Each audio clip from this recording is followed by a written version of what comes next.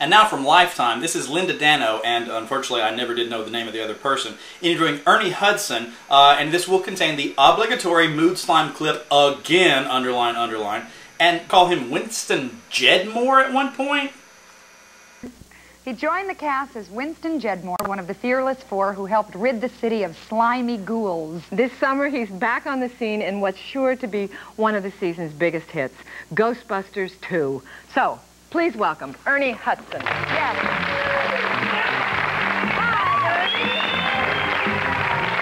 Come right here, sir.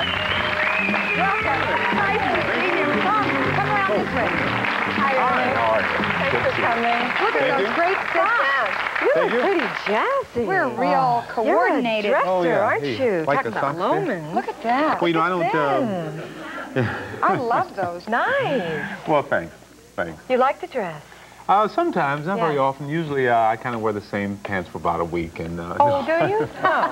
No, I don't get into clothes too much. But once in a while. Yeah. Once in a while, you kind of like to put clothes on and pretend you do it all the time. Now, you have a very interesting sort of story about raising two children by yourself. They lived with you, your two sons. You were a struggling actor in Hollywood, trying to get a job.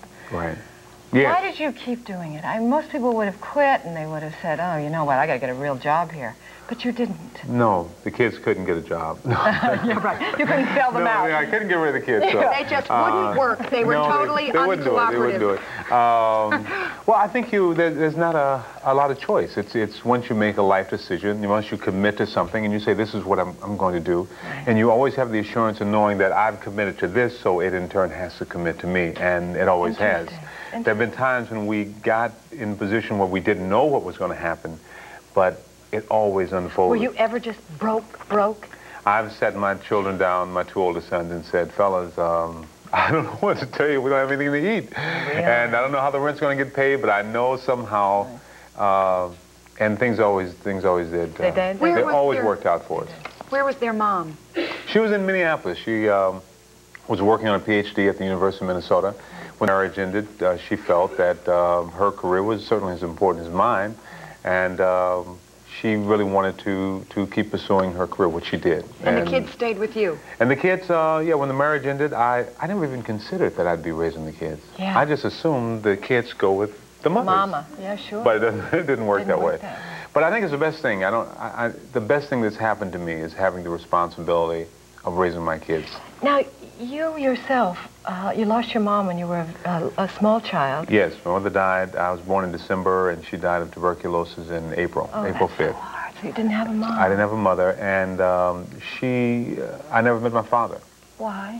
Well, she conceived in St. Louis, and when she became very ill, she came up to Michigan, where her mother was, and of course she died there, and so I never knew him. And I always felt that when I become a dad, I wanted to really be there. I think the hardest thing I've ever had to resolve within myself is, where do I come from? And unfortunately, I don't really look like other relatives, so that whole side of my family was a mystery, you know. So I wanted to be there for my children, and I think I have. I think probably the best thing I've done. I think people would be very surprised to know that you're a grandfather. Yes, yes. People, when you say that, they go, oh, geez, this guy is pretty how old. How old are you? What have you had done? That's right. That's right. Underneath this shirt, I'm falling apart. No, actually, I'm not that old. I think it's, I got married when I was 18 years old. Yeah, baby. And never having any idea what life held for me and that I'd be an actor. And my son had a son, very young. And in a way, not in a way, it's turned out to be very good for him because he's accepted responsibility, which was what he had to do. Did it make you closer together? Well, he'll call me and say, Dad, you know, it's really kind of tight because, you know, the baby needs shoes. And I'll say, well, I bought your shoes and I figured it out. So, you know, that's what you have to do. It's your responsibility.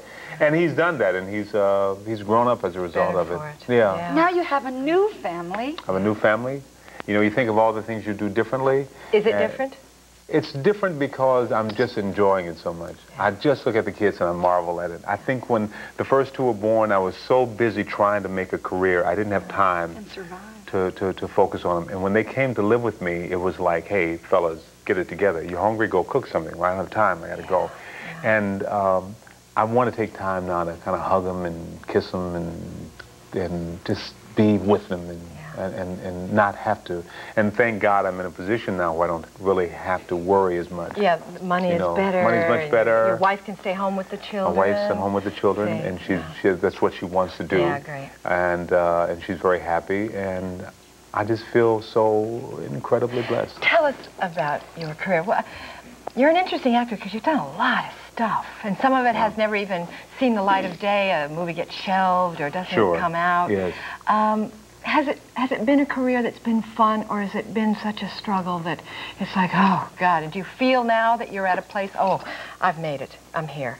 No, I don't. I'm not sure what that place is. Maybe if I ever get there, I'll know. Yes, I don't know. You may not. But I think that it's a good place, and it only becomes difficult when I dwell on it, when I think about it. One of the things I do is, as a Ghostbusters, I go to different schools and I deputize kids and I make them Ghostbusters, and I tell them that you're bigger than any ghost, you have more power than any ghost. You give the ghost power when you think about them and you worry about them. Well, the same thing applies. If you dwell on what looks like all the problems, they become bigger. And when you just say, it's going to be okay, and just get into living it and doing it and do what you can, it works out. Let's see it. Yeah, we have a clip. Yeah. Let's look at that. This is Ghostbusters. Whatever this stuff is, it responds to human emotional states. Mood slime. Oh, baby. You mean this stuff actually feeds on bad vibes? Like a cop in a donut factory. We've been running tests to see if we can get an equally strong positive reaction. What kind of test? Well, we sing to it, and we talk to it, and say supportive, nurturing things to it. You're not sleeping with it, are you, Ray?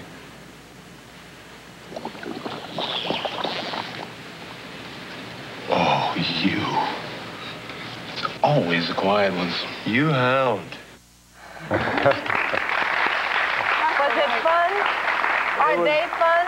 The guys are really, really great people. They're very supportive. They've really always been there for me. It's a good production company, and they're wonderful. The guys are really very special. Such a big movie. I mean, Yeah, half the people that have children on our staff, the minute they heard that you were coming, every piece of PR, we had to, like, hold on to it because they wanted it to have, you know, you sign or something for their kids.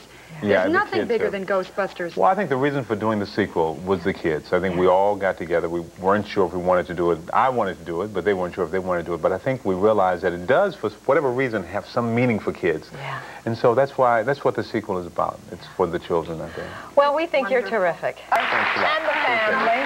Thank you. Why do some women only date Mr. Ron? I don't know. Stay with us and find out. You remember that great clip from the summer of 1989 when Dan Aykroyd was being interviewed by this little girl on Nickelodeon's Don't Just Sit There, and he threw butter on the mirror of the Trump Hotel, wherever he was? Yeah. I wish I had that one. I've got it here. That right before I go home. Listen, you know, she went ahead and bought it and put it up. I mean, why shouldn't we take the benefit of it? Okay, Dan, are you afraid of ghosts? If I were actually to probably, you know, see a real, you know, torso, full torso, you know, kind of a see-through. Dan, we're for kids. You have to talk in a kid language. Kids understand the word apparition. I mean, now But, don't play down to your audience now. You know, you kids are smarter than you know. Okay, so I'd if we're run and talking about scream. apparitions, I'd run and scream the other way. I would. do you believe in ghosts? I do believe. I do believe. I think there's a lot of material, a lot of books have been written, and I think if you went and interviewed 20 people, if one of them hadn't seen a ghost, at least somebody there has heard a good, real ghost story. And, you know, you ask like your parents or brothers or sisters or cousins or grandparents, they're going to have some event. Even if it's not a ghost story, it might be an extrasensory perception experience where they get a sense of something that's going to happen that hasn't happened already, or harm being done to someone who's close to you. You may get that feeling, whether you're 1,000 miles away. Have you ever gotten any feelings like that? Well, the last thing that happened to me was last summer I was up at my family farmhouse up in Canada that's been there since the mid-1800s. You know, it's been there a long time. I was sitting on the porch, and I was all alone, and it was, you know, high noon, and I heard a very sharp, like this behind me, like a rap. And it wasn't like wood hitting wood. It was like a very sharp, almost an electronic kind of snap. And sent a chill right up me, you know. And the house has a history of experience, so maybe they're starting to poke through again. That's true. Wow. I don't know what it was. It might have been a plank hitting, you know, warping or hitting the wall. I don't know, but I have a feeling that maybe there might be a little turbulence in that house that we haven't seen in a few years. Wow. Yeah, it's exciting. It's That's true. Really, I believe in ghosts too. I'm into I it. do. Listen, if you're interested, you know, I mean, kids in high school and stuff, there's a society in New York called the American Society for Psychical Research. They're on West 73rd Street.